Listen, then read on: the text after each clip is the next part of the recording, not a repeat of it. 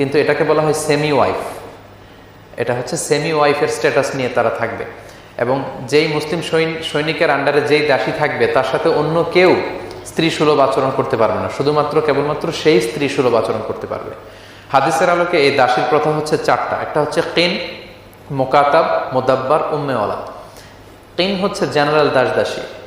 মোকাতাব হচ্ছে ওই যুদ্ধ শেষে যখন কোনো দাস বা দাসী আপনার আওতায় আসবে তখন তার সাথে আপনি চুক্তিতে যেতে পারেন যে তুমি ইহুদি নারী হয়ে আমার কাছে দাসী হিসেবে এসেছো, তোমার মধ্যে অনেক কোয়ালিটি আছে, তুমি এই কোয়ালিটিকে কাজে লাগিয়ে কিছু টাকা উপার্জন করে আমাকে যদি 50,000 টাকা দিতে পারো আমি তোমাকে আজাদ করে দিলাম। এটাকে বলে মোকাতাব। আরেকটা হচ্ছে মোদাব্বার। মোদাব্বার মানে দাস দাসীর সাথে এই কন্ট্রাক্টে যাওয়া যে আমার এন্তেকালের পরেই তুমি স্বাধীন, মুক্ত।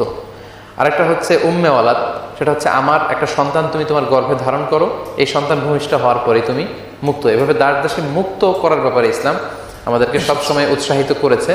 তো এটা একেবারে রহিত করে দিয়ে যাননি, কারণ ঈসা আলাইহিস সালাম আসার পরে যুদ্ধের পরে এত বিশাল সংখ্যক ইহুদি নারী পুরুষ, তাদের সাথে আমরা কি আচরণ কি দাস দাসী গ্রহণ করতে পারবে? এখন আমাদের এই নগর জীবনে সভ্য সমাজে দাস দাসীর এই প্রথাটাই আসলে নেই। এটা যুদ্ধ পরবর্তীতে যারা যুদ্ধবন্দী হয়ে আসে তাদের ক্ষেত্রে এই দাস দাসীর বিষয়টা প্রচলিত, এবং সেটা কেবলমাত্র ইমাম মাহাদি এবং ঈসা আলাইহিস সালাম আসার পরে যে দেয়া হয়নি কেন। আর দ্বিতীয় প্রশ্ন ছিল এখনকার সময় এই দাস প্রথা আবার চালু করা যাবে কি না। সম্মানিত ভাই, ইসলাম আসলে একেবারে দাস প্রথাকে রহিত করেনি, তবে ইসলাম দাস মুক্ত করে দেওয়ার ব্যাপারে, আজাদ করে দেওয়ার ব্যাপারে অনেক উৎসাহিত করেছে। কোরআনে একটা আয়াতে দুইটা ভালো গুণের কথা বলা হয়েছে, ফাক্কু রকাবা আও ইতআম ফি ইয়াউমিন যী মাসগাবা। অর্থাৎ অভুক্তদেরকে খাবার খাওয়ানো যেমনি ভালো কাজ, ফাক্কু রকাবা মানে দাস মুক্ত করে দেওয়াও কিন্তু ভালো কাজ।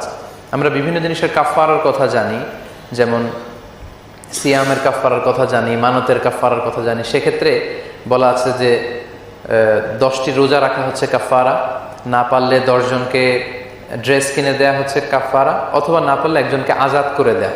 এইভাবে নানা হাদিসের মধ্য দিয়ে দাসকে আজাদ করে দেওয়ার ব্যাপারে ইসলাম উৎসাহিত করেছে, কিন্তু চিরকালের জন্য রহিত করে দেয়নি।